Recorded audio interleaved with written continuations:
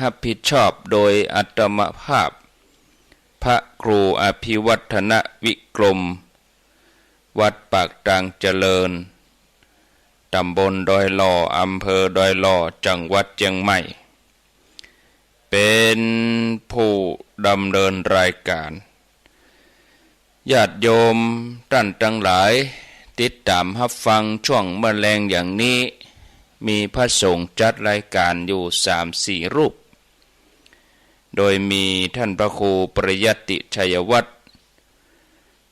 ท่านได้เป็นหัวหน้าผู้จัดรายการที่รับผิดชอบช่วงแมลงอย่างนี้ท่านพระครูปริยัติชัยวัฒน์วัดสันมณะท่านจัดวันพัดกับวันศุกร์ส่วนอาตมาภาพนี่ก็จัดรายการวันเสาร์กับวันอาทิตย์ส่วนวันจันทร์วันการก็เป็นท่านพระครูปลัดณัฐพงศ์ทิตวุฒศิริวัดดอนจันทร์อำเภอเบียงป่าเป้าจังหวัดเชียงรายแล้วอาทิตย์หน้านี่ก็จะมีครูบาอาจารย์มาจัดรายการเพิ่มแถมตนหนึ่งในวันพุธแล้วก็ท่านตุลุงยองหรือว่าท่าน ขออภัยหรือว่าท่านชัยวัฒนาคเสโนนั่นก็จะย้ายมาวันเสาร์เนาะแล้วอาตมาก็จัด9วันติดวันเดียวเป็นจะได้วันพุธนะถึงต้องขยับเวลาเนื่องจากว่าจะมีครูบาอาจารย์แถมรูปหนึ่งมาร่วมจัดรายการในช่วงแมลงคือท่านพระมหานพดลสุวรรณเมธีเจ้าอาวาสวัดบรรพตสถิตอำเภอเมืองจังหวัดลำปางซึ่งอาจารย์ท่านพระมหาเปิ้นเป็นเจ้าคณะอำเภอวังเหนือเปิ้นจะได้มาร่วมจัดรายการเป็นประจำทุกวันพุธเวลาเดียวกันนี้ 18:10 นาทีจนถึงเวลา 2 ทุ่มส่วนท่านชัยวัฒน์หรือว่าตุลุงยองก็ขยับมาเป็นวันเสาร์แล้วอาตมาก็รับผิดชอบในวันอาทิตย์ก็แจ้งให้ญาติโยมทั้งหลายได้รับทราบตามนี้ก็จะเริ่มในอาทิตย์หน้าถ้าทุกอย่างเอื้อทุกอย่างพร้อมก็คงจะมีปัญหาเนี่ยแต่เจ้าก็ปะอาจารย์ท่านพระหาตึงท่านสมชาติตึงท่านเจ้าคณะอำเภอท่านมหานพดลท่านก็ได้ได้จ้าแต่เจ้าก็ได้นิมนต์ท่านแล้วเพิ่นก็รับปากเรียบร้อยที่จะมาร่วมจัดรายการเพื่อญาติโยมได้ยินได้ฟังกันในวันพุธแมลงเพราะว่าถ้าว่าอาตมาซะเตื้อตุลุงบ่ได้อยู่วันพุธช่วงงานท่านชัยวัฒน์บ่ได้อยู่อาตมาก็แทนวันพุธอาตมาก็จะต้องจัดรายการวันพุธเมื่อคืนแถมมันก็ลำบากเวลามันต่อเนื่องกันเวลาพักผ่อนจะบ่มีก็เลยขยับเอาเนาะเอาละญาติโยมท่านทั้งหลายเมื่อมาปะกันแล้วก็บ่เฮือได้ขาดแคลวเสียเวลาขอบคุณอนุโมทนาบุญกับสถานีวิทยุทุกคลื่นที่เปิ่นได้รับสัญญาณเอารายการนี้ไปสู่ผู้ฟังทางบ้านโดยเฉพาะอย่างยิ่งที่ 94.50 แม่ขจารโมเดิร์นเรดิโอที่เปิ่นได้มอบเวลาถวายเวลาให้พระสงฆ์องค์สังฆเจ้ามาเผยแผ่ธรรมะตั้งแต่ 6 โมงถึง 4 ทุ่มญาติโยมทั้งหลายได้ฟังกันอย่างเต็มที่ถ้าเฮาเปรียบอย่างเฮากินข้าวกินน้ำก็ได้กินอิ่มกินเต็มเนาะช่วงแมลงนี่ฟังธรรมะอย่างเต็มที่ก็ขออนุโมทนาด้วยญาติโยมทั้งหลายเคยได้ยินเรื่องมโหสถเนาะมโหสถนี่ญาติโยมเฮาได้ยินได้ฟังชาดกก็รู้สึกว่าประทับใจในความฉลาดของโพธิสัตว์เจ้าที่ชื่อว่ามโหสถมาถึงยุคที่มีการ์ตูนญี่ปุ่นการ์ตูนอย่างที่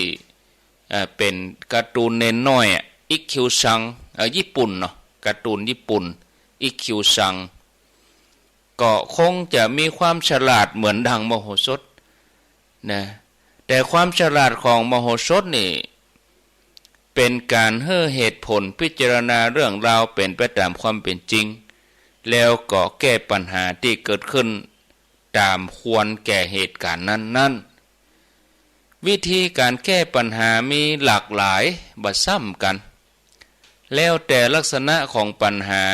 ยังเฮาได้ความรู้นักขึ้นเรื่องมโหสถนี่ญาติโยมทั้งหลาย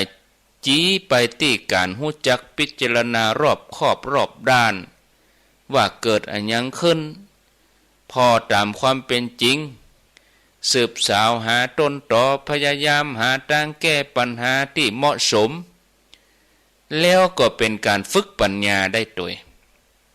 ก็ยกตัวอย่างมีครั้งหนึ่งมีแม่หญิงเจ้าบ้านอุ้มลูกน้อย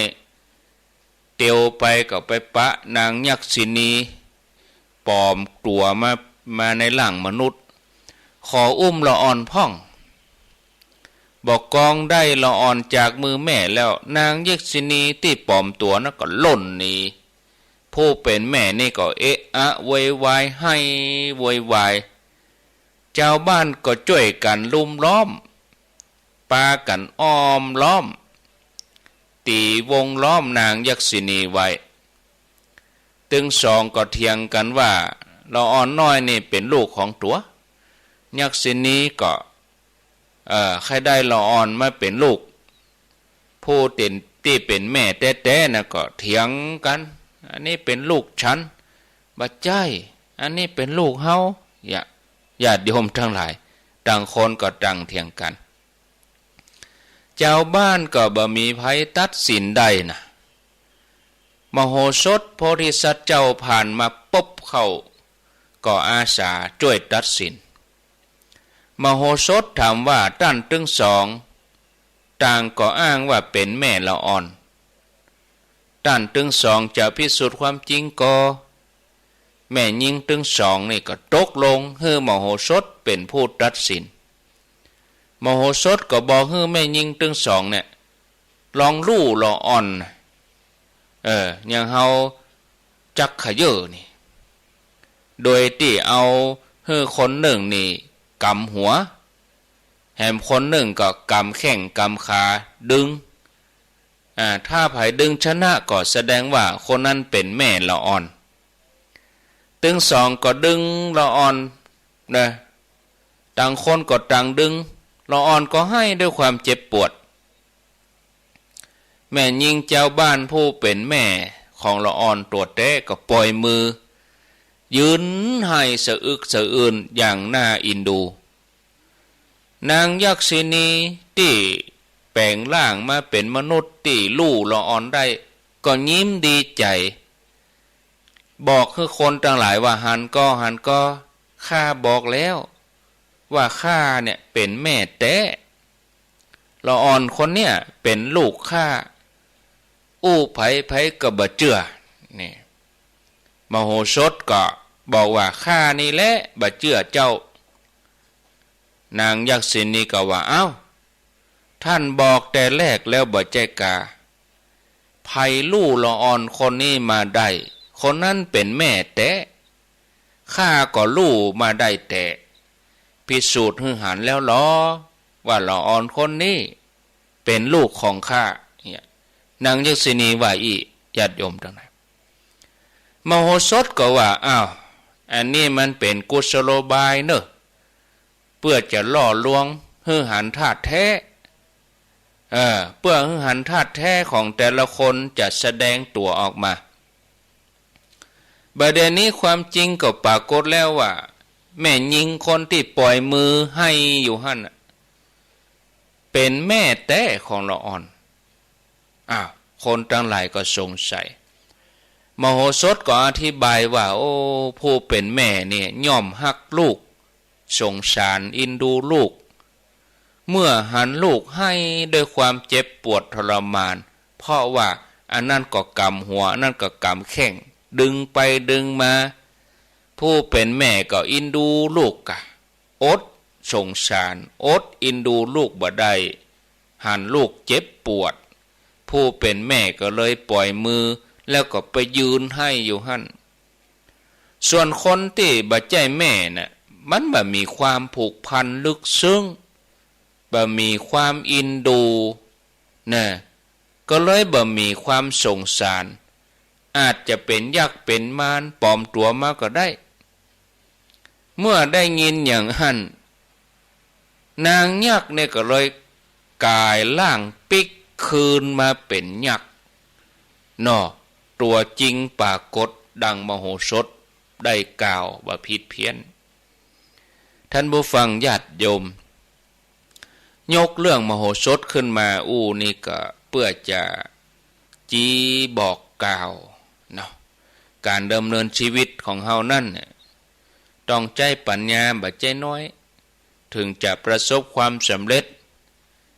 ขยันมันเพียรทำมาหากินสร้างเนื้อสร้างตัวอย่างเดียวมันพอนะญาติโยมทั้งหลายถ้าว่าเฮาขาดสติปัญญาจะมันอย่างใดมันก็ยากจะสำเร็จแต่ว่ามันจ้ามันบ่วุยมันบ่เต็มศรัทธาญาติโยมท่านทั้งหลายมีคนหันพระบวชใหม่รูปหนึ่งขึ้นไปนั่งกรรมฐานบนต้นไม้ถึงวันโดยความเพียรหวังจะได้บรรลุธรรมอาจารย์ที่สอนกรรมฐานก็เตียวผ่านมาปะเข้าใส่อาจารย์ก็บอกว่าโอ้ถึงคุณจะขยันขึ้นไปนั่งบนต้นไม้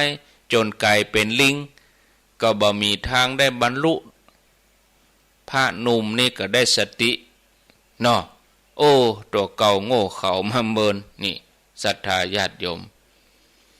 มีพุทธภาษิตบทหนึ่งเตือนใจไว้ดีเนาะควรที่เฮาทั้งหลาย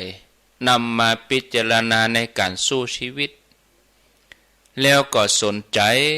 เอาไปใช้เพื่อความสำเร็จความเจริญก้าวหน้าในการดำเนินชีวิตญาติโยมทั้งหลายพุทธภาษิตนี่หมายถึงเป็นคำเป็นภาษิตนะมีบทหนึ่งว่าบ่ควรปล่อยวันเวลาให้ล่วงไปเปล่า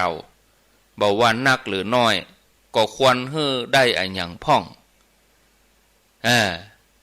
อโมคังที่วสั่งกิริยาอัปปเนนะพหูเกนะวาบ่ควรที่จะปล่อยวันเวลาให้ล่วงไปบ่ได้บ่ว่านักหรือน้อยก็ควรจะได้อันหยังพ่องอย่างเฮาทั้งหลายเนี่ยบัดนี้เฮาปล่อยเวลาผ่านไปวันหนึ่งบ่ได้ก็ว่าเฮาได้อันหยังผ่านไป1 วันนะหลายท่านก็ได้หลายการได้หลายงานท่านวันนี้ปิกมาบ้านได้หลายงานไปทำบุญที่หันที่นี่ไปตานที่หันที่นี่อาตมานี่ออกวัดตั้งแต่6 โมงเช้าเข้าวัดมาบ่าย3 โมง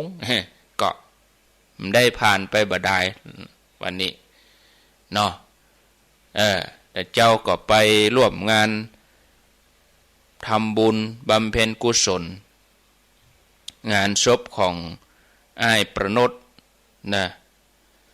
นี่ญาติโยมนะแล้วก็ตีปุ่นวังเหนือเรียบร้อยแล้วก็กลับมาวัดก็มาถึงวัดก็บ่าย3 โมงก็ทำงานนั่นหน่อยนี่หน่อยก็เวลาก็หมดไป5 โมงไป6 โมงนั่งทำงานกำเดียวจะดีค่ำหำละจะดีเข้ารายการหำละนี่ญาติโยมเฮาบอกควรจะปล่อยวันเวลาให้ล่วงไปนะญาติโยมทั้งหลายท่านทั้งหลายเคยหันคนประเภทนี้ก็พนักงานบริษัทบางคนนี่มีงานต้องทำนักมากมาอยู่บนโต๊ะกองงนบางทีก็นั่งสารวนกันเฮียเล่นโทรศัพท์มือถือเล่นไลน์เล่นเฟซบุ๊กแล้วก็มาจมว่าบอกให้มีเวลา กลัวจะลงมือทำงานปาเข้าไปพอจะดีกินเข้าตอนเป็นว่าบริษัทนั้นมาจ้างมาเล่นโทรศัพท์ก็ยังบ่เล่นอยู่บ้านปุ่นเนาะเปิ้นจ้างมาทำงานนี่ญาติโยมทั้งหลายงานที่ควรทำได้นักก็ได้น้อยเนี่ยที่ควรเสร็จไว้ก็เสร็จจ้าดีบ่ดีผ่านไปวันหนึ่งงานบ่แล้วสักคำนี่ศรัทธาญาติโยมทั้งหลายเนี่ยคนประเภทนี้เปิ้นฮ้องว่าเป็นคนที่พัดวันประกันพรุ่งนะเกิดว่าเอาไว้ก่อนเวลามีปเลอะวัดเตอวันพูกก่อยเนี่ยวันฮือก่อยเนี่ยอย่าพาดไปจนเป็นนิสัยผลที่สุดก็เสียประโยชน์เสียโอกาสพลาดโอกาสมีนักปราชญ์บัณฑิตผู้หนึ่งเปิ้นก็สอนเหมือนกันถ้าคิดจะทำสิ่งใดที่เฮาพอจะทำได้แล้วหันว่ามันดีมีประโยชน์แก่ตัวเก่ามีประโยชน์แก่สังคมต่อส่วนรวมก็ขใจแห่งทำเหียเพราะสังขารของเฮานี่มันไม่รอท่าหรอกเนาะญาติโยมเนาะความเฒ่าของเฮาความแก่ของเฮาสังขารเวลามันจะท่าเฮาหรอมันเจ็บกำเดียวก่อนมันเจ็บกำเดียวก่อนนะวันนี้เฮาเฒ่าไปวันแล้วเดือนมิถุนายนนี่เป็นเดือนที่6ของปีเหลือเวลาแถม 4-5 วันก็หมดลึ่งเดือนที่6หมดแล้วก็เข้าสู่ปลายปีแล้วเนอะกึ่งค่อนแล้วเดือนหน้านี่เป็นเดือนที่7ของปีเฮาผ่านมา6เดือนแล้วกำเดียวก่อนโอ้เท่าไปแล้ว6เดือนปี65นี่เฮาเท่ามาแล้วเกินปีเนี่ยเนาะศรัทธาญาติโยมทั้งหลายเนี่ยถ้าเกิดจะทำสิ่งใดที่เฮาพอจะทำได้แล้วหันว่ามันเป็นสิ่งที่ดีมีประโยชน์ก็เข้าใจแห่งเนี่ยแห่งทำเหียอย่างที่อาตมาว่านะเกิดจะได้ก็ทำเหียความแก่ความเฒ่าเวลามันจะรอเฮาหรอรอก่อนวันพุกค่อยเนี่ยรอก่อนเนี่ยโอ้ญาติโยมมัวแต่ลีรอเมื่อนั้นเมื่อนี้เดี๋ยวก็จะบ่มีเวลาที่จะลงมือทำอย่างวันเนี้ยค่ำไปแหมละโอ้บ่ได้เนี่ยบ่ได้ทำอันนี้มาเกิดทำวันพุกจะเนี่ยอันนั้นวันพุกจะทำมานี่เพื่อถึงวันพุกบ่ได้ทำมาเหมาะนี่มันมีเหมือนกันบางคนนี่เกิดจะได้ใครได้บ้านสักหลังก็เอวไปตามที่ต่างๆทั่วบ้านทั่วเมืองมาได้ก็บ่ตัดสินใจสักเถื่อรอไว้ก่อนรอเดือนก่อนรอก่อนบ่กองถึงเดือนหน้าก็เดือนในก่อนบ่กองถึงเดือนในแค่สัก 2-3 เดือนก่อนนี่บ้านก็ขึ้นติ๊กที่ดินก็ขึ้นติ๊กอ่ะศรัทธาญาติโยมทีนี้เฮาต้องท่องไว้ทอทำทันทีถ้ามีกำลังถ้ามีบ่ามีแหงทอทำทันทีทำเดี๋ยวนี้ ก่อนที่โอกาสดีๆมันจะลุดลอยไปนะถ้าเฮาอยากก้าวหน้าก็ต้องมีดีเนาะศรัทธาญาติโยมท่านสาธุชนท่านทั้งหลายมีอาจารย์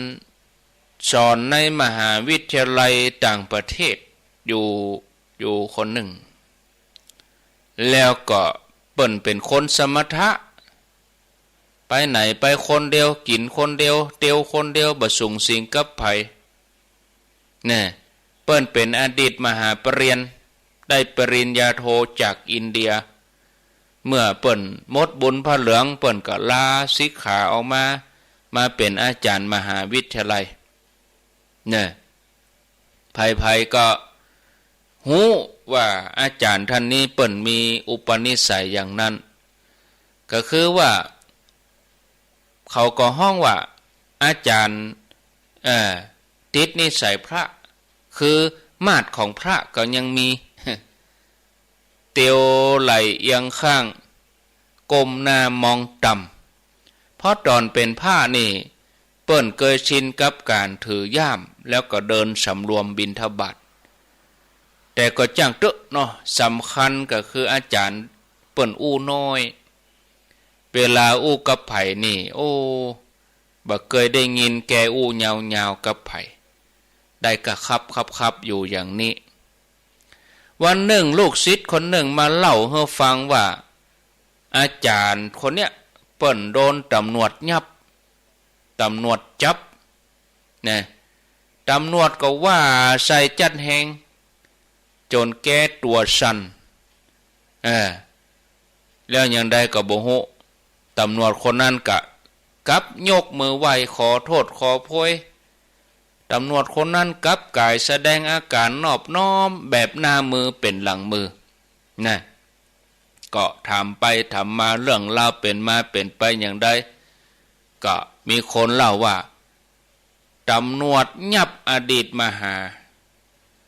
ในฐานความผิดกฎจราจรตำรวจนี่ก็คูท่านอดีตมหาคูไปต่างๆนานาแล้วก็เรียกร้องเอาก้าปรับก้ายับก้าใหม่นี่อดีตมหาก็เสียงสั่นเนี่ยญาติโยมทั้งหลายก็ได้ลูกศิษย์คนหนึ่งถีบรถถีบมาปะใส่พอดีเข้าไปแก้สถานการณ์เนี่ยโอ้ท่านผู้ช่วยเมียยังกระคับเนี่ยเนาะได้ยินคำว่าท่านผู้ช่วยตำรวจก็เปลี่ยนท่าทีปล่อยอดีตมหาไปตำรวจนี่คงเกิดว่าผู้ช่วยอย่างสักอย่างคงจะเป็นตำแหน่งใหญ่ๆนะคนที่เล่านี่ก็เล่าไปด้วยไข้หัวไปด้วยอดีตมหานี่แกเป็นผู้ช่วยศาสตราจารย์คือเป็นตำแหน่งทางวิชาการที่คนตั้งนอกเปิ้นบ่ฮู้แต่ลูกศิษย์แกนี่มีปฏิภาณไหวพริบ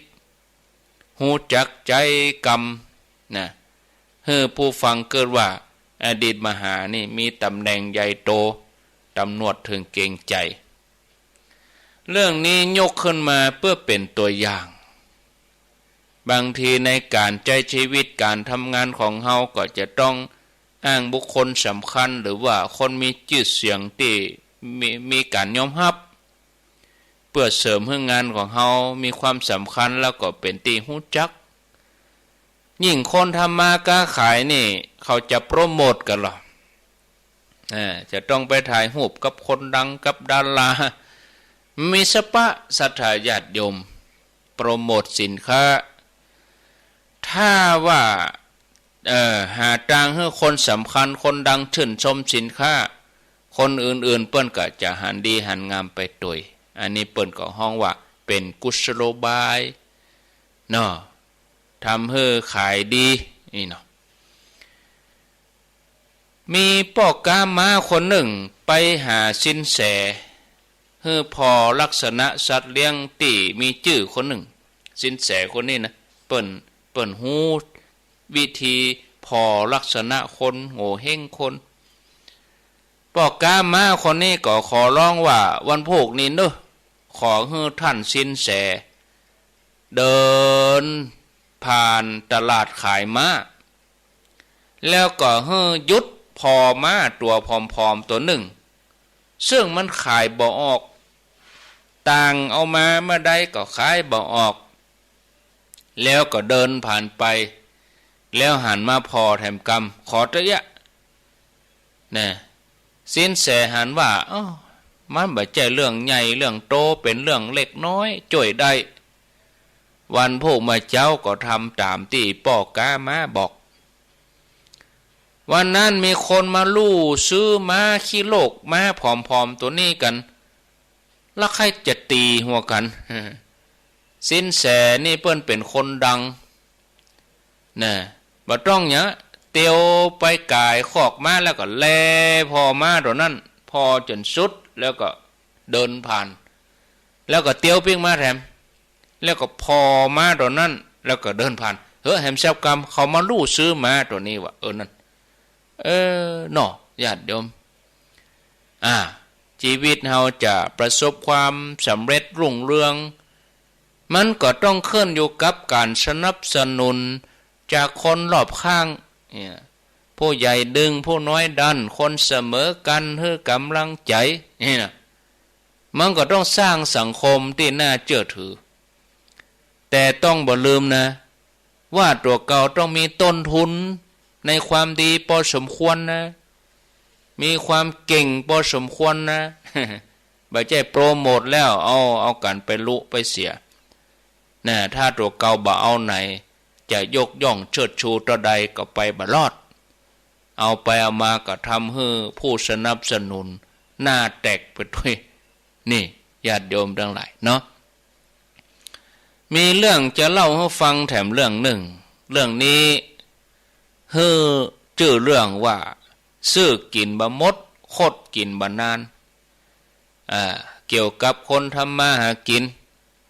เฮาฟังแล้วเฮาก็ลองพิจารณาพอสมมุติชื่อถ้าว่าไปตรงกับไผก็ขออภัยด้วยชื่อสมชายกับสมเกียรติสองคนนี่เป็นละอ่อนต่างจังหวัดก็เข้ามาเรียนหนังสือในกรุงเทพเรียนวิชาเดียวกันก็คือวิชาเกี่ยวกับเครื่องยนต์ไปเรียนที่วิทยาลัยสารพัดช่างบางกองจบออกมาถึงสองก็ไปสมัครเป็นลูกจ้างอู่ซ่อมรถเหมือนกันแต่ว่าไปอยู่คนละอู่นายสมชายนี่ก็ทำงานที่อู่นี่จนมีประสบการณ์พอสมควรเสร็จแล้วก็เมื่อมีทุนประสบการณ์ตัวเงินตัวพร้อมก็ออกไปตั้งอู่ของตัวเก่าร่วมกับเพื่อนที่มีนิสัยเหมือนกัน 2-3 คนถึง3 คนนี่ก็ทำงานบ่ถึงปีก็ร่ำรวยพิษหูพิษตาขยายกิจการใหญ่โตลูกค้านักรถเข้ามานี่ขาดฝ่ายสมเกียรตินี่ก็นึกสงสัยว่าเป็นจะใดเพื่อนเฮาสมชายถึงรวยขึ้นกิจการอู่ซ่อมรถก็รายได้ดีนะก็หู้อยู่สมชายไปได้เงินได้ทองมาจากไหนในที่สุดก็หู้ว่าสมชายแล้วก็พวกของเขาตั้งอู่หลอกต้มคน ต้มตุนที่หู้ก็เพราะว่าหลังจากนั้นบ่เมินบ่นานอู่ที่สมชายตั้งโดนเจ้าหน้าที่เข้าไปทลายเป็นแก๊งชำแหละรถยนต์คือว่าเอารถยนต์ที่เขาลักเขาหยังน่ะเอามาชำแหละขายเอาหัวเครื่องไปตีเอาหยังไปตีก็โดนโดนจำคุกคนละหลายปีแก๊งต้มตุ๋นนี่ก็ถึง3นี่ก็ต้มตุ๋นลูกค้าที่เอารถมาซ่อมบางทีก็บอกว่าสิ้นส่วนอันนั้นอันนี้บ่ดีต้องเปลี่ยนใหม่ทั้งที่มันดีนะแต่เจ้าของรถเนี่ยบ่ฮู้เรื่องเครื่องยนต์ก็เลยยอมเปลี่ยนนะ3 สหายนี่ก็ถอดเอาอะไรดีๆไปขายแล้วก็เอา